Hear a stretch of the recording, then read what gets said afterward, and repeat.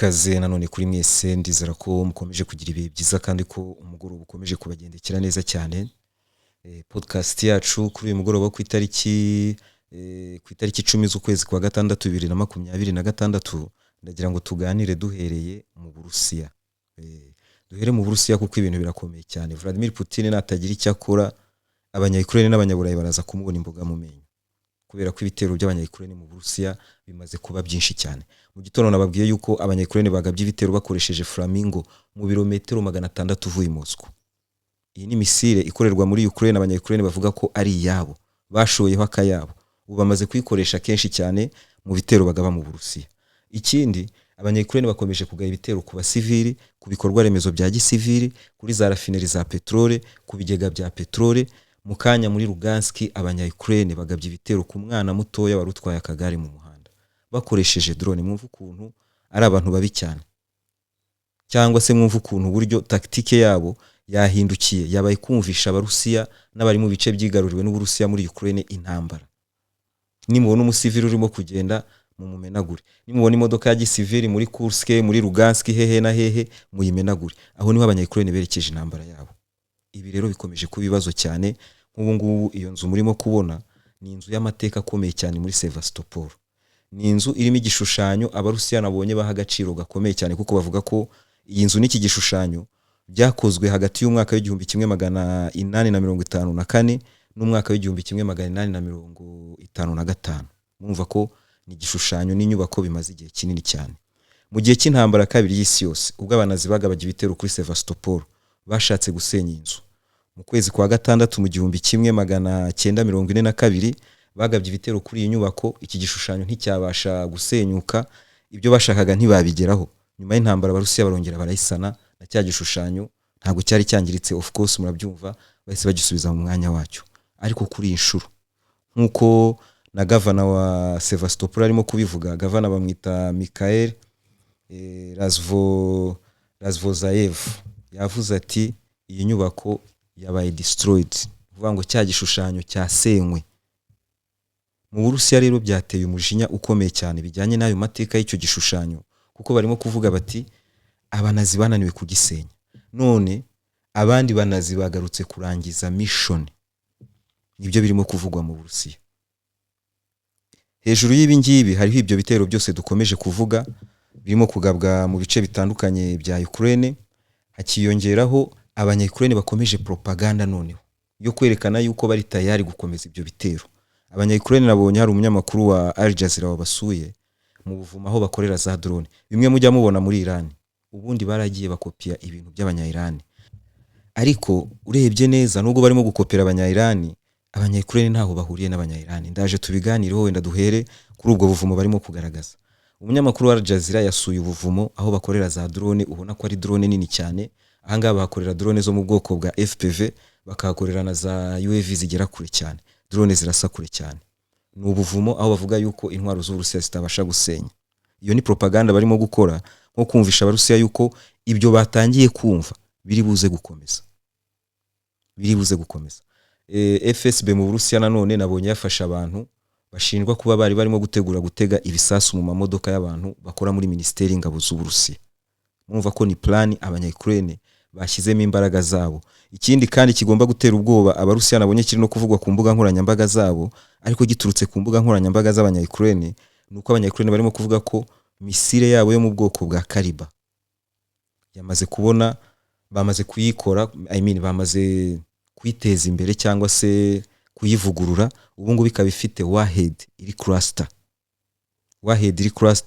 Uvuga ngo ni warhead ishwanyagurika nka kumwe mwabonye kora mushahari y'abanya-Iran. Ni igisasu kiba gifite mu tundi dusasu twinshi cyane. Ibi rero ni ikibazo cyane ku Burusiya, kubera ko abanya-Ukraine niba babashije kubigeraho bakayikoresha mu bitero bagaba kuri za rafineri, ku bikorwa remezo hirya no hino, ntabwo abarusiya bazashobora kwihagarika, kubera ko utu tumisire tuvamo tubari twinshi, ntabwo twose bashobora kuduhagarika. Mwarabibonye ko n'abanya-Israeli barabireba bakifotorera gusa, air defense system bahita bashyira ku ruhande. Iyi ngiyi abarusiya barimo kuvuga yuko abanya-Ukraine bayiteje imbere bakayigira nka misile y'abarusiya bita X-101. Hanyuma Maria Zakharova yavuze yuko abanyaburayi bakomeje nyine gufasha Ukraine muri ibyo bitero by'iterabwoba. Avuga yuko liste z'inganda zifasha abanya-Ukraine muri ibi bitero cyangwa se zifasha abanya-Ukraine gukora za drone, izi nganda zose bamaze kuzishyira hanze. Murabizi urutonde rwazo Minisiteri y'Ububanyi n'Amahanga y'Uburusiya yarushyize hanze.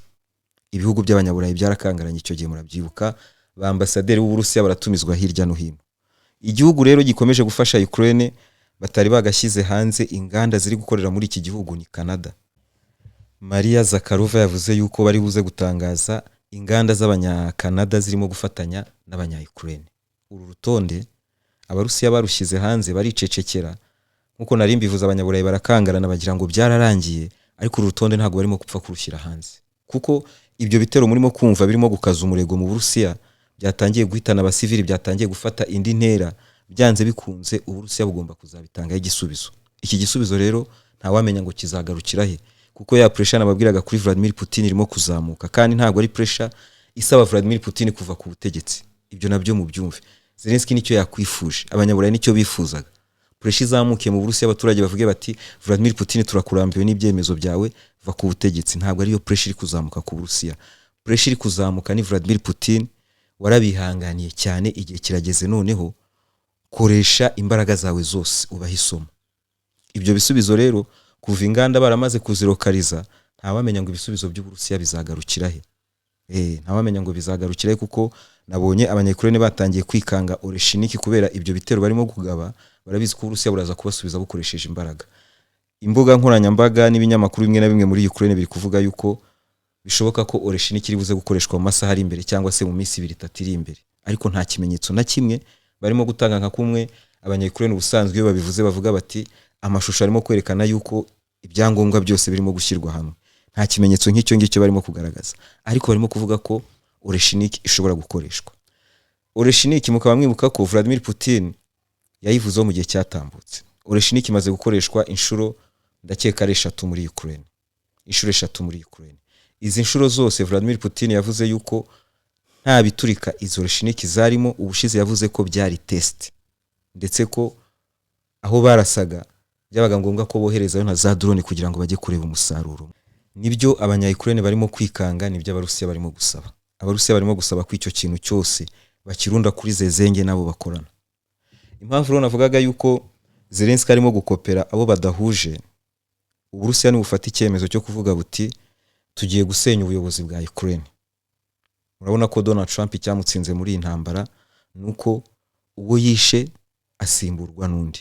Ni nayo mpamvu Hamas batarayitsinda, Hezbollah batarayitsinda, Abahutis bataratsindwa. Ni nayo mpamvu Iran irimo gutsinda. Uyu munsi uvumbuye aho Mojtaba Kameni aherereye ukamwica, ejo mu gitondo bazaba bafite undi muyobozi mukuru w'ikirenga kandi urimo kumva ibintu muri wa murongo n'ubundi Mojtaba yararimo. Kumwica rero ntacyo bimaze. Abanyamerika nabo bamaze kubona ko ntacyo byabagezaho. Muri Ukraine rero simpamya ko ari uko bimeze. Muri Ukraine hari ibibazo byinshi cyane. Hari abatoneshejwe na zezenge, hari abahejwe na zezenge. Ibibazo igihe cy'intambara y'imyaka 4 biba bimaze guteza ni byinshi cyane. Ni byinshi cyane ku buryo habayeho umunsi umwe nta muyobozi, nta wamenye ibyaba muri Ukraine. Ibi ngibi ntago babihuriyeho n'abanya-Iran. Ikindi badahuriyeho n'abanya-Iran nkunda kuvuga nuko intambara murabona ko abanya-Iran bari kumwe muri intambara, bahanganye na Leta Zunze Ubumwe za Amerika bose hamwe, mu gihe abanya-Ukraine hari abaturage benshi bategereje Uburusiya. Muri Ukraine hari abaturage benshi bategereje ko Uburusiya buza kubatabara iyi ngoma y'abanaziri muri Ukraine. Nyuma ya Zakharova, Zelensky nawe aravuga ku bijyanye na drone z'abanya-Ukraine zimaze igihe zijya mu bihugu by'ababalte n'izagiye muri Romania n'ahandi. Aravuga yuko ibi ngibi birimo gukorwa n'Uburusiya bubishaka. Uburusiya burimo kuyobya drone z'abanya-Ukraine bukazerekeza mu bihugu by'ababalte, bukazerekeza muri za Romania kugira ngo inkunga bagenera Ukraine n'ubufatanye bafite inyuma ya Ukraine bucikemo ibice. Ibyo ni byose Zelensky arimo kuvuga. Ariko nta wamenya, yavuze yuko n'abanya-Ukraine ibingibi babikoresha n'abarusiya bakaba barimo kubikoresha, ariko bo purpose ikaba ari yo gucamo ibice abanyaburayi. Ubwo yari arimo kwisobanura kuri ibihugu by'ababalte ndetse na Romania. Ikindi Zelensky yavuze, Zelensky yatanze plan. Murabizi ko muri iki cyumweru ndumva ari ejo bundi yahuye na Ministre w'intebe w'Ubwongereza, Chancelier w'Ubudage na Perezida w'Ubufaransa Sebastian Emmanuel Macron. Bahuriye mu Bwongereza. Zelensky rero yabahaye plani y'intambara muri iki gihe cy'impeshyi, uburyo bagiye kurwana, ibigiye gukorwa muri iki gihe cy'impeshyi. Muri iyi plani yabahaye birasa naho abanyaburayi babaye convaincu, kuko biravugwa yuko Ubwongereza bwahise bumuha udufaranga mu ibanga rikomeye cyane, ariko kugira ngo ajye gukora mobilisation ikomeye cyane. Ubu TCC bayisabye gukora amasaha 28 kuri 28. Turakomereza noneho kuri Lavrov. Murabyumva ko abanyaburayi bari muri strategy zabo za nyuma. N'ejo nabivuzeho, ibitero by'iterabwoba abanya-Ukraine barimo kugaba barabizi ko ntacyo biri buhindure ku mirongo y'urugamba. Ibibazo bafite ku mirongo y'urugamba n'ubundi birakomeza. Ibitero barimo gukora, icyizere cyabo nuko ya pressure bo uko bayifuza, nkuko nabivuze bitameze nkuko babyifuza, nuko yatuma Vladimir Putin yihutisha ibiganiro, cyangwa se akagira ibyo yigomwa mu biganiro arimo kugirana n'abanyaburayi kugira ngo intambara irangire vuba, arebe ko yacika drone z'abanya-Ukraine.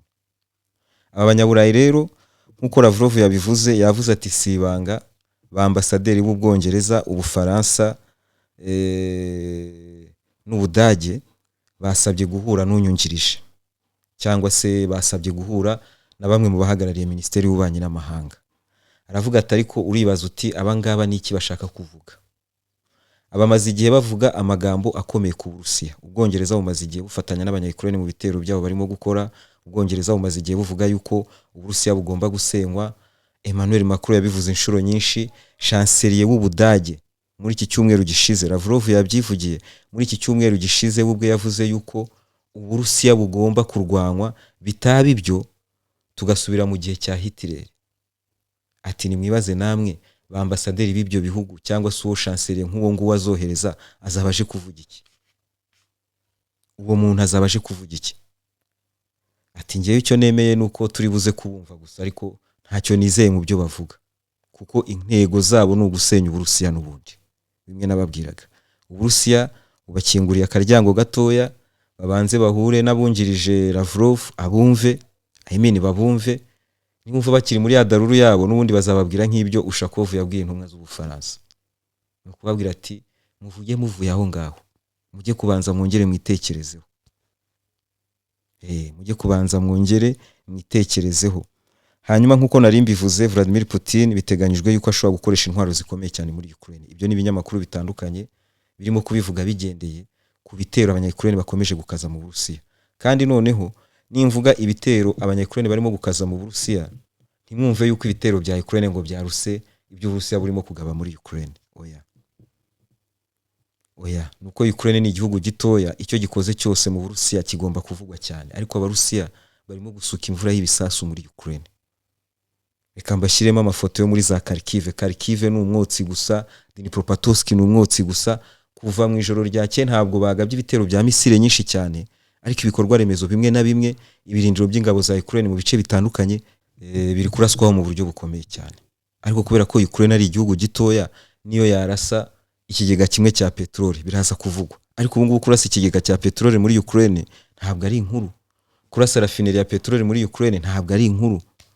Kurasa ibigega bya gaze si inkuru muri Ukraine, ni ibintu byabaye ibisanzwe. Nuko nguko bihagaze. Nubwo birimo kuvugwa cyane, ntabwo ari ukuvuga ngo byarenze iby'Uburusiya byagiye hejuru y'Uburusiya. Abarusiya izo misiri abanya-Ukraine barimo kuvuga ko batangiye gukozaho imitwe y'intoki, bamaze igihe bazirashisha hafi buri cyumweru muri Ukraine. Nuko bo tactique zidahuye. Tactique y'Uburusiya ntabwo ari yo kwica abantu nkuko Zelensky barimo kwica abantu. Nabonye arimo kwisobanura avuga ati abarusiya bohereza drone nyinshi, natwe tukaziyobya, ngo babazohereje kuri za Gardienne ku bitaro, tukaziyobya kubera ko tuba dukunze abantu bacu, izindi tukazireka zigatambuka. Ariko wayobya izo misile n'izo drone imyaka 4 yose igashira, ntihagire nimwe gucika ngo ujye kuri icyo kigo cya Gardienne. Zezenge na propaganda yo kwigaragaza ko ari mwiza, kandi ku rundi ruhande yamaza abantu. Rwose ntago byumvikana. Abarusiya bo ntago barimo kubyumva. Bo baravuga yuko igihe cyageze cyo gusenya ubutegetsi bwa Ukraine, kuko nabo baravuga yuko Zezenga avuyeho byonyine, abasigaye muri Ukraine ubwabo basubiranamo. Guerre civile yatangira muri Ukraine. Hanyuma mbere yo kwerekeza mu burasirazuba bwo hagati, reka duhere ku mirongo y'urugamba. Ku mirongo y'urugamba, icyemezo cyafashwe ku ruhande rw'abanya-Ukraine cyo kwimura abaturage bose muri Sloviansk, Kramatorsk, Druzhivka aho bagiye kera. iyi migi bizarangira isa na Bakhmut. Bizarangira isa na Bakhmut kubera ko igiye kubisibaniro. Ni hahandi abasirikare birukankira muri etage yose bagahita bayicaza hasi. Kandi no gukubitaho ibisasu bishobora kugira no muri cave hasi. Murabyibuka amashusho ya Bakhmut. Uyu mujyi Sloviansk, Kramatorsk, intambara niba abanya-Ukraine ntibawisohoremo. Ni isibaniro, abarusiya bazahigarurira yego, ariko no gutangira bushyashya ibintu byose. Bazatangira bushyashya. Nicyo kintu ndimo kubona kuri iyi migi. So rero barimo kwimura abaturage, niko umujyi wa Konstantinivka ukomeje kwigarurirwa n'ingabo z'Uburusiya. Batangiye kuvuga ko mu minsi 2, 3, 4, 5 bazaba barimo gutangaza yuko ingabo z'Uburusiya zamaze kwigarurira Konstantinivka 100%. General Siski kugeza muri aka kanya nta kintu arakora muri ibi byerekezo. Abanya-Ukraine bakomeje kugira icyizere cyuko hari akantu abahishiye nk'ako yakoze muri Kupiansk, kuko ubu ngubu barabona nta pressure nyinshi afite. Yashoboye kubikora muri Kupiansk, afite pressure ya Pokrovsk, Mironograd, Vovchansk, ariko nuko ibyo bice yari yemeye kubitanga. Ingabo yarazigabanyije zose azijyana muri Kupiansk. Aravuga ati Pokrovsk, Mironograd ni mufata, ariko Kupiansk ntago muhita muyitangaza aka kanya. Ubwo rero nari mvuze Kupiansk, reka mbabwire yuko video z'igisirikare cy'Uburusiya zikomeje gusohoka. Nahoze ndeba ku makarita y'Abanyamerika ntabwo barabya updatinga, ariko ejo cyangwa ejo bundi turaza kuba tubona ku makarita y'Abanyamerika no barimo kugaragaza yuko Kupiansk yamaze gufatwa n'igisirikare cy'Uburusiya. Minisiteri y'ingabo z'Uburusiya ishobora kutazatangaza ko bigaruriye Kupiansk, kuko n'ubundi mu gihe cyatambutse bari babitangaje, ariko wenda bakatwereka ibice biri inyuma ya Kupiansk, ibice biri hakurya y'uruzi rwa Oskol barimo kurwaniramo. Ariko urebye baraza kurangizanya na Kupiansk icyarimwe na Konstantinivka. Urebye uburyo urugamba ruhagaze. Hanyuma kandi niko ibitero by'Abarusiya byinjira muri Drobopil bikomeje kuba byinshi. Karaga centre nako Abanyamerika ntago barimo kutwereka ko Abarusiya bamaze kukinjira, ariko video z'ibitero by'Abarusiya muri ibi birindiro by'Abanya-Ukraine cyangwa se muri aka gasantre kuzuye ibirindiro by'Abanya-Ukraine ni nyinshi, zimaze nk'icyumweru. Hari igihe tuzabyuka rero dusanga ingabo z'Uburusiya zamaze kwinjira muri Drobopil. Nituva aho ngaho noneho turakomereza kuri Donald Trump. Nabibabwiye mu gitondo, nabibabwiye nti Donald Trump ari kuvuga yuko ibintu byarangiye, ariko reka baze kumubwira igihombo Iran yamukubise mu ijoro, araza kugaruka yarakaye. None Donald Trump abyukanye umujinya wa mbere ni ku Banya-Iran. Abanya-Iran batindije ibiganiro, bakomeza kwivugisha amagambo basaba ko bashaka kuganira, basaba imbabazi ngo mbaho umwanya baganire, ariko bakomeje gutinza ibiganiro, kandi noneho bakoze ibidakorwa, batinyutse igisirikare cya mbere ku isi. Baraza kwirengera rero ingaruka zose ziva muri ibi bitero. Abandi Donald Trump yarakariye ni media. Yavuze ati ibyo bigoryi nabyo bya fake news ntago birimo kuvuga agashya cyangwa se success irimo kugirwa na blockade nashyize ku Banya-Iran. Abanya-Iran nta petroli n'igitonyanga na kimwe barimo kugurisha. Abanya-Iran ntago barimo kwishyura igisirikare. Abanya-Iran ntago barimo kwishyura facture zabo. Bamerewe nabi kubera blockade nabashyizeho, ya mbere mu mateka muri blockade zabayeho mu ntambara zose zabayeho ku isi. Fake news ntago barimo kubivuga. Donald Trump ababajwe n'uburyo batarimo kuvuga intsinzi nk'uko azivuga, kandi twebwe tureba nta ntsinzi tubona. Yavuze ati igisirikare cya Iran cyarasenyutse, nta gisirikare bafite, nta buyobozi bafite, abayobozi benshi narabishe. Yongeye kugaruka kuri ya magambo ye mabi cyane, kuko murabizi ko muri iki gihe yarafite uburyo arimo kwingingama Abanya-Iran. Ariko nyuma yuko Abanya-Iran bamukoze mu matama mu ijoro ryakeye, ibitero bagabye kuri za F-35, ibitero bagabye mu birindiro hirya no hino, ni ibitero bishobora kuba byakoze muri Leta Zunze Ubumwe za Amerika mu buryo bukomeye. Ibi bitero bikaba bishobora kuza gukomeza. Bishobora kuza gukomeza kuko Donald Trump ashobora kwisanga nta yandi mahitamo afite. Abanya-Iran bamusubije baramubwira batese indege yanyu yakoraga iki mu kirere cya Iran? Central Committee, indege yacu bayirasiye mu mazi mpuzamahanga. Nta mazi mpuzamahanga muri Hormuz. Hormuz na amazi ya Oman na amazi ya Iran. Indege yanyu yajyaga hehe? Nibyo Al-Ghachi yanditse. Hari axe bita ngo ni axe ya resistance igizwe na Iran, Abahouthis, Hezbollah n'iriya mitwe yo muri Iraq. Hagati yabo rero ntago bagomba gutakarizanya icyizere, kandi noneho barabizi neza ko gukorera hamwe bijyanye n'ahantu baherereye murabibona ko Imana yagiye bashyira ahantu hari strategique, igihe cyose bakwinjira mu ntambara, yaba n'abanyaburayi, yaba n'abanyamerika, yaba na Isirayeli, aho hantu baherereye bakoreye hamwe bazengereza isi. Murabibona ubu ngubu ubukungu bwagize ibibazo kubera Hormuz. Intambara igihe cyose imaze, twahoze twikanga yuko abahutis bashobora gufunga Bab el Mandeb, ntabwo bigeze bayifunga. Ni mwibaze noneho habayeho gufunga Hormuz, ugafunga na Bab el Mandeb. Uwari we wese watangije iyo ntambara, isi yahita imutegeka kuyirangiza. Uwari we wese wayitangije, isi yahita imutegeka kuyirangiza. Buriya kuba batarafunga Bab el Mandeb ni akantu gakomeye cyane. Iriya ni ikarita ya nyuma yo kuniga Donald Trump, akagunguru kagahita kazamuka ka petrole, kagahita kikubita ku 150 mpaka kuri 200. Ni ikintu gikomeye cyane. Ni ikintu gikomeye cyane, icyizere bagomba kugirana hagati yabo. Abanyarani ntabwo bashobora kugambanira abanyaribani. Hanyuma noneho dukomereze ku Buhinde. Ubuhinde bwafashe icyemezo bwo kutaguma bwizeye internet y'abanyamerika na za Starlink gusa, kubera ko nkuko babibonye muri Iran, ni ikintu abanyamerika bashobora guteresha akavuyo mu gihugu. Ni ikintu giha control abanyamerika ku baturage bawe, nkuko babibonye muri Iran. So rero igihe cyose abanyamerika bashaka gukoresha ibyo bikoresho, ushobora kuba wabikuraho ariko ukaba ufite ikindi kibisimbura. Abahinde barashaka kuva kuri Starlink cyangwa se bakayigumaho ariko bakajya no ku kindi. Bategereje rero ko Abarusiya ya Starlink yabo nababwiraga iba tayari. Soyuz Uburusiya irimo kuzamura ibyogajuru byinshi, n'ubu ngubu bitegerejwe ko mu gihe gito ya 16 biraba bigeze mu kirere. Starlink ntabwo ari igiye gukora yonyine ku isi. Abantu bagiye kugira amahitamo no muri ubwo buryo. Nibyo tuba tuganiriyeho muri aka kanya. Amahoro kuri mwese.